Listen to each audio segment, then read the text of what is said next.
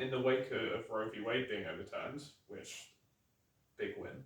Very, very epic. So many churches got attacked and vandalised, and it was not covered at all on the news. Incredible. I've got an appropriate answer here as well. It's also about the whole FBI deal, but but in relation to the comparison of like church or pro-life institutions and then like abortion clinics, like which get vandalized and attacked more often.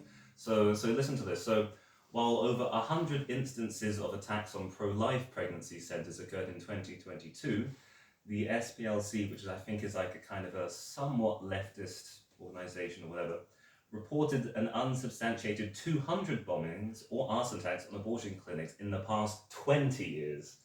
So 200 in the past 20 years compared to over 100 in a single year. I think that says something. And this is just pro-life pregnancy centers. I've seen figures of over 2,000 churches across America and Canada being vandalized and attacked. Which is crazy. Obviously, don't endorse the 200 over 20 years. For clarification, we're not endorsing attacks on abortion centers or anything. Although actually,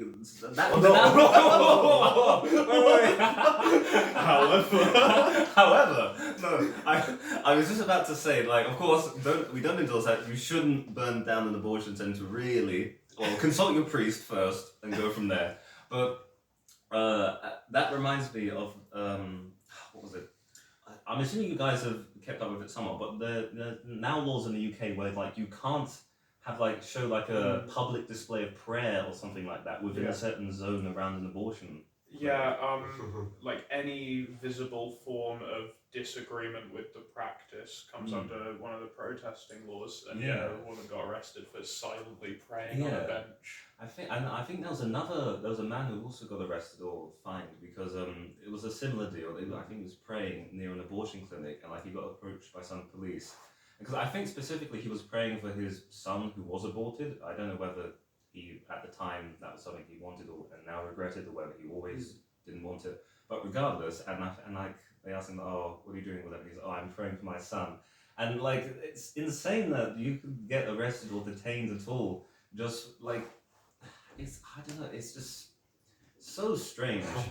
I feel like the level of mental gymnastics you would have to go through to think that that's a perfectly fine situation, regardless of what your beliefs are religiously, surely just going near a certain spot and mentally doing something is I don't know. It's just... it goes with the whole FBI crackdown that they I don't know how you explain it, that they did. You can just see a suppression of Catholic culture in society. And it just makes you think when one side is still standing so strong, right? Despite how chained up and held back it is.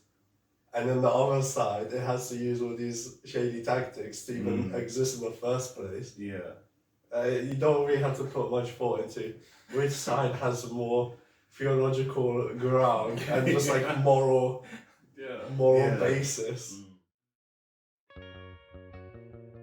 Thanks for watching that short clip of Galilee.